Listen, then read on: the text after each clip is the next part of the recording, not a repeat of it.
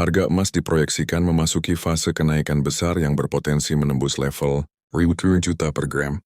Proyeksi ini bukan sekadar spekulasi kosong, melainkan refleksi dari akumulasi, tekanan global yang semakin kuat dan saling berkaitan, geopolitik yang memanas, inflasi struktural yang sulit dikendalikan, serta percepatan dedolarisasi dunia. Dari sisi geopolitik, dunia saat ini berada dalam kondisi yang jauh dari stabil. Konflik berkepanjangan di berbagai kawasan strategis, mulai dari Eropa Timur hingga Timur Tengah, telah menciptakan ketidakpastian global yang akut. Ketegangan antara kekuatan besar dunia tidak hanya bersifat militer, tetapi juga ekonomi dan teknologi. Dalam situasi seperti ini, emas secara historis selalu menjadi aset lindung nilai utama.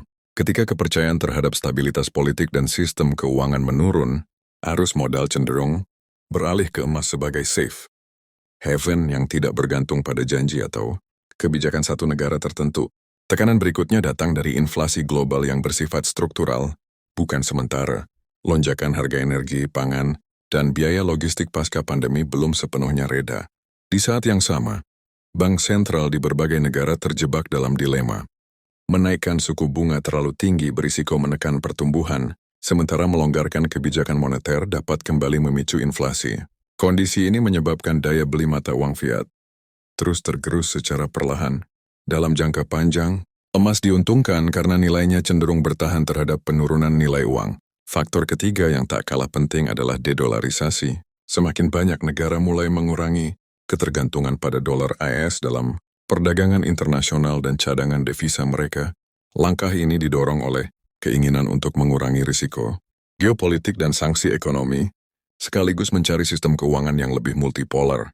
Bank-bank sentral di seluruh dunia terus menambah cadangan emas secara signifikan pada 2025 sebagai bagian dari strategi diversifikasi. Pembelian ini bukan insidental. Ini kelanjutan dari tren beberapa tahun terakhir. Data resmi dari World Gold Council menunjukkan bahwa bank-bank sentral global menambah puluhan hingga ratusan ton emas setiap bulan sepanjang 2025 sebagai alternatif aset cadangan yang netral dan bebas risiko politik. Permintaan institusional yang konsisten ini menjadi penopang kuat kenaikan harga emas jangka panjang. Kombinasi dari ketiga faktor tersebut menciptakan badai sempurna bagi emas. Ketika ketidakpastian meningkat, inflasi menggerus nilai uang, dan dominasi dolar mulai dipertanyakan, emas kembali ke peran alaminya sebagai penyimpan nilai utama. Dengan tekanan global yang belum menunjukkan tanda-tanda mereda, skenario harga emas menuju Rp5.000.000 per gram bukan lagi sesuatu yang terdengar ekstrim, melainkan kemungkinan yang semakin rasional dalam lanskap ekonomi dunia yang terus berubah.